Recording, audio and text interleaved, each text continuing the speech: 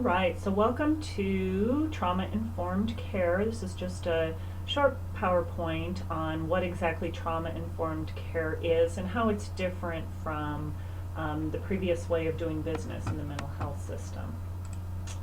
All right, so basically it's mental health treatment that incorporates an appreciation for the high prevalence of traumatic experiences and includes a thorough understanding of these profound effects of trauma and violence on the individual.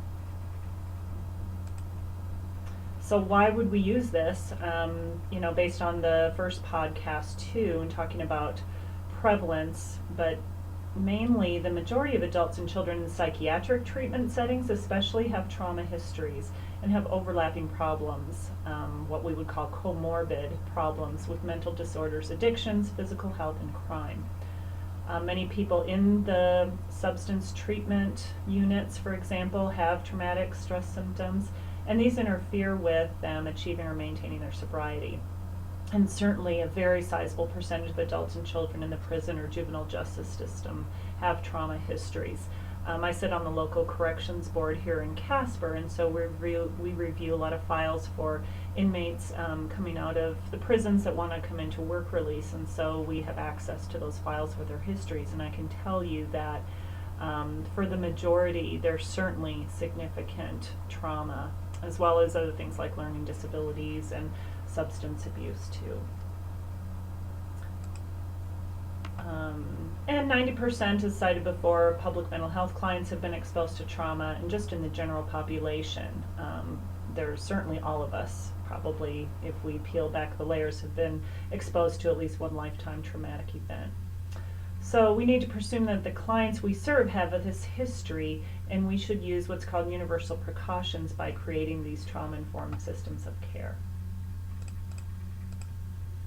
Historically, especially in residential treatment, mental health has misdiagnosed trauma or PTSD as other mental health disorders, such as oppositional defiance, for example, bipolar disorder, specifically for women, borderline personality disorder.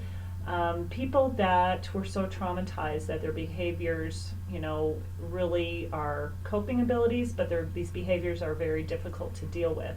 I worked in a residential treatment facility for adolescent girls, and if a girl became what we called out of control, and I'm doing air quotes if you could see me, we had what was called a control room, and it would take 6 or 7 of us adults to hold down, for example, a 13-year-old girl that I'm thinking of, when she would start yelling or, refuse even an order that we would tell her, go put your dishes away, and she just refused to do it. So automatically we would jump to this very restrictive and very traumatizing procedure of holding her down and carrying her in there and removing items of clothing, for example, that she could strangle herself with, so shoes, shoelaces, belts, very, very traumatizing stuff, and traumatizing for us as staff too.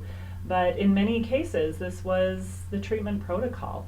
So historically, treatment would focus on those symptoms and those behaviors, and people would get diagnosed based on those behaviors rather than on these underlying issues that were truly causing it. And often, sadly, patients would be treated with disrespect and blame. And you would still see this in many residential facilities today, and in many agencies. You can hear social workers even using such terms as, well, these clients or these kids or these patients, as if they were separate from us and the rest of us in the human race, when mainly they had been dealt a really, really rough hand in life. So features of trauma-informed care is that we look at the whole person. I like this quote, "In the patient, let me ever see only the person and not just the behaviors." And seeing people through a new lens by looking at what happens to people when they become traumatized, that they will have symptoms that are biological and psychological. There's a social stigma associated with people who have, for example, been abused and neglected, or been through traumatizing experiences such as war and other things. Side effects of medication are taken into account, as well as self-esteem issues. So these are known as the 4 S's. What happens to people, especially once they get accepted into the mental health system and start getting treatment, that It can become worse, certainly, rather than better if trauma is neglected. Symptoms are viewed as adaptations or coping or solutions rather than as problems in and of themselves. So it's what happened to me, not what was wrong with me. And certainly in TIC, you're going to see more PTSD diagnoses and less personality disorders, which, basically are seen as being, you're stuck with it. Once you have a personality disorder, it is believed that that's what you have. If you're borderline, you're borderline. And it's really not accurate, especially when it comes to trauma. So you would see more PTSD.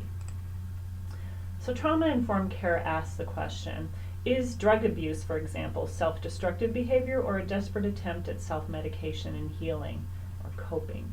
And in addition, are mental health disorders and symptoms normal responses to abnormal prior life experiences, traumas, especially when you're figuring in genetics as well? So are they in effect the solution rather than the problem? And so people, from children all the way through the lifespan, we behave in ways that get our needs met.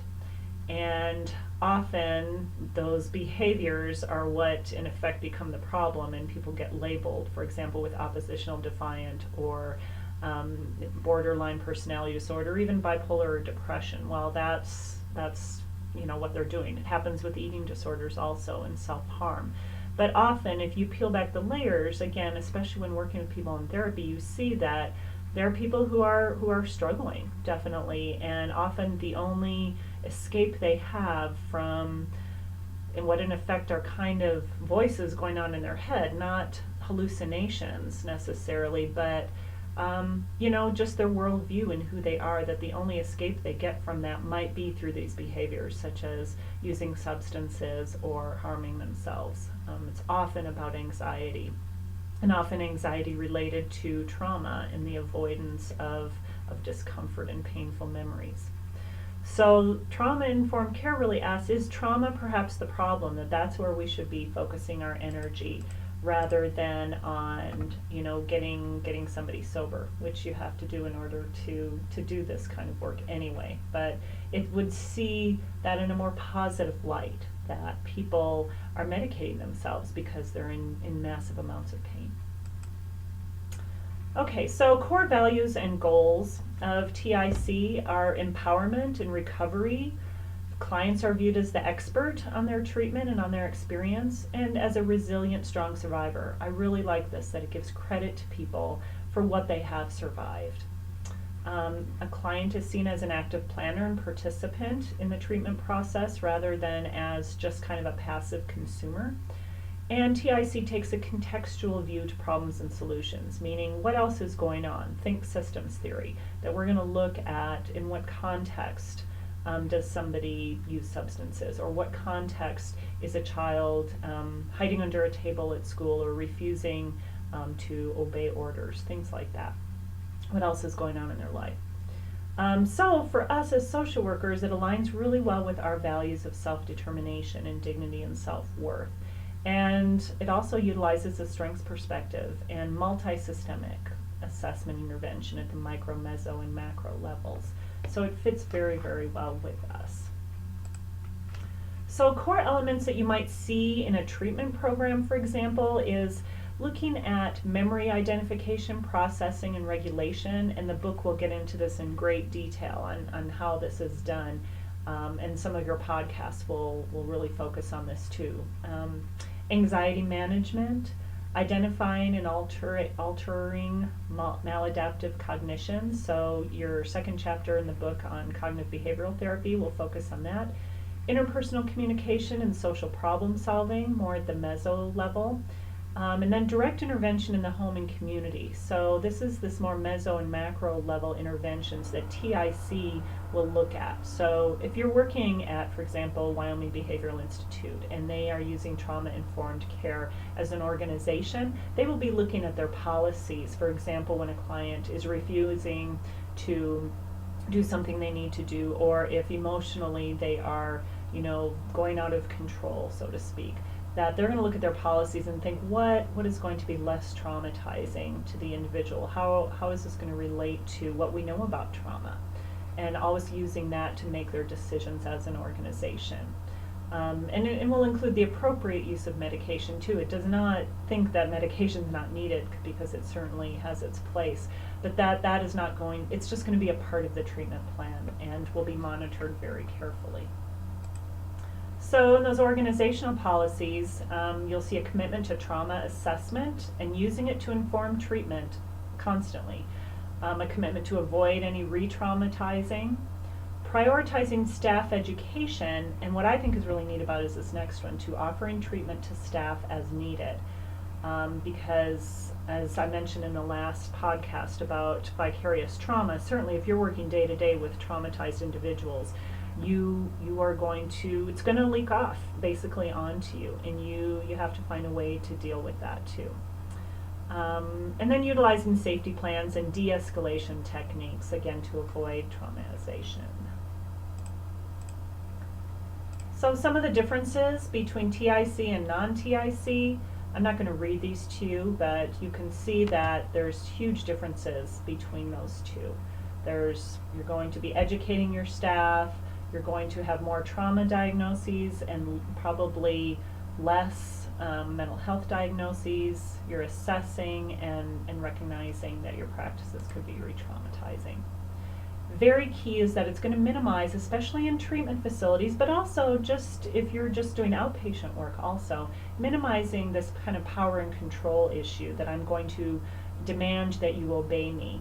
It'll be interesting to see if many correctional facilities, which some do, in fact, the therapeutic community out at the Casper Reentry Center definitely uses a form of TIC, because it's less about external control and more about the internal locus of control, helping people develop that internally rather than I'm going to lord it over you because I'm a security staff and you're an inmate. Caregivers collaborate rather than seeking compliance from patients. And then the system is transparent to outside parties. It's no secret the way that we're doing things. Staff are going to be using more neutral language and less labeling language. Attention seeking is a label that's been around forever and especially used in residential treatment. And I just think who, if they are locked up, would not be learning how to be manipulative, needy, and seeking attention. That this is human behavior, and no matter if you have a traumatic past or not, probably if you're locked up in, whether it's in residential treatment or in a prison, these kinds of behaviors would come out. So staff are trained to be more sensitive about this and where behaviors come from, to look beneath the behavior rather than blame patients or to see them as being intentionally provocative. So you're looking at more the functions. And I think this works really well with children too. And so people that work with kiddos who are displaying, pretty difficult behaviors in elementary school even, or before that, are going to be looking at the functions. What needs is the child trying to get met by acting out? So finally, you can see the benefits. Certainly, there's this larger emphasis on respect and collaboration, which we know as social workers always works better than if we're trying to shove something down people's throats and label them and push them down, I guess. Respect activates resilience in people, and describing to them their strength and how much we admire them for having survived will help activate that. And that's neurobiological also. It's not just psychological that somebody hears it, but really different things happen in the brain when respect is expressed toward people versus disrespect, and they can map that out. It's fascinating to me. But always disrespect will activate power struggles. And a key question, I think, with working with people is, do you feel I'm on your side? We always want clients to feel like we're on their side. And this is very key. It came from somebody in an inpatient institution. I don't care how much you know until I know how much you care. It's very simple, but we always have to remember that. So TIC will also maximize treatment strategies, and staff are less likely to avoid or be triggered by client trauma because they have this level of self-awareness, hopefully. And by that, you should also have a lower staff turnover also. So all in all, TIC it's again just kind of beginning, and it's in an infancy, but we'll be learning a lot more about it as we go through the semester. And here's some references. Thank you.